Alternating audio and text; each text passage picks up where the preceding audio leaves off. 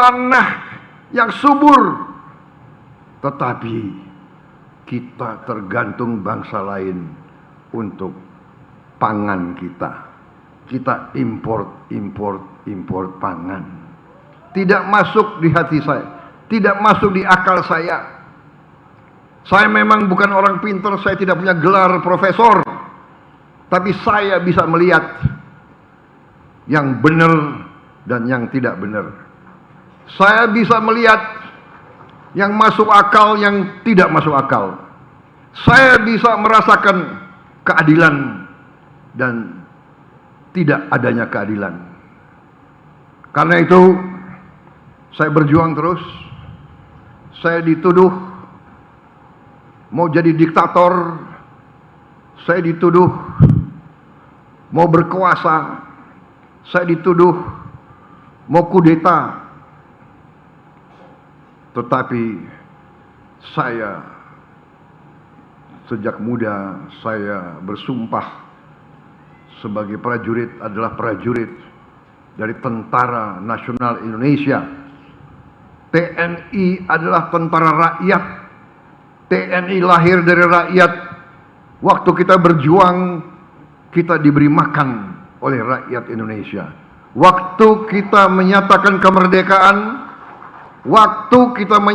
kemerdekaan, tanggal 17 Agustus 1945, tidak ada anggaran, belum ada Kementerian Keuangan, belum ada pajak, belum ada bea cukai. Siapa yang biayai pejuang-pejuang? Siapa yang mendukung perang kemerdekaan? Yang mendukung perang kemerdekaan adalah rakyat Indonesia. Yang memberi makan kepada tentara, pejuang-pejuang adalah para petani Indonesia.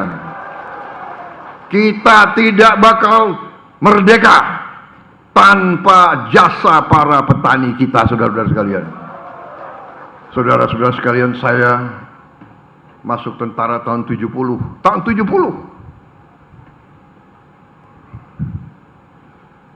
Tahun 70.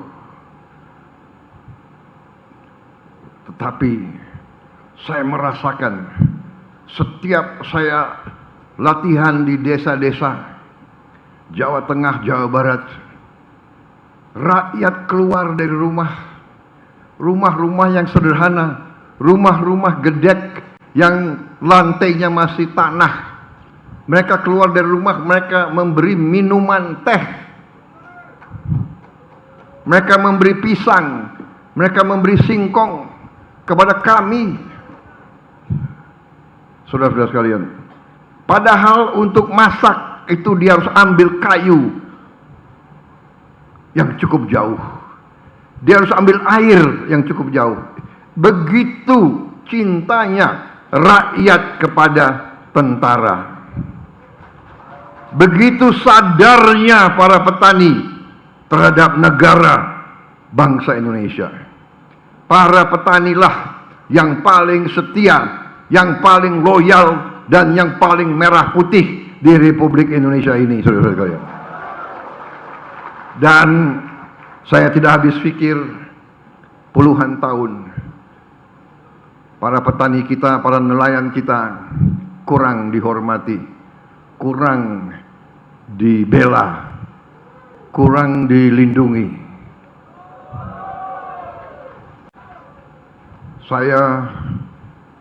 Waktu saya berhenti dari tentara, saya merasa dihormati, saya merasa terhormat.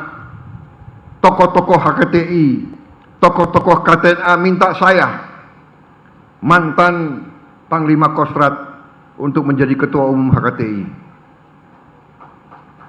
Saudara-saudara sekalian, dan saya terima ajakan itu sebagai ajakan yang sangat mulia. Saya diminta membela kepentingan petani dan nelayan Indonesia. Ini sungguh kehormatan bagi saya.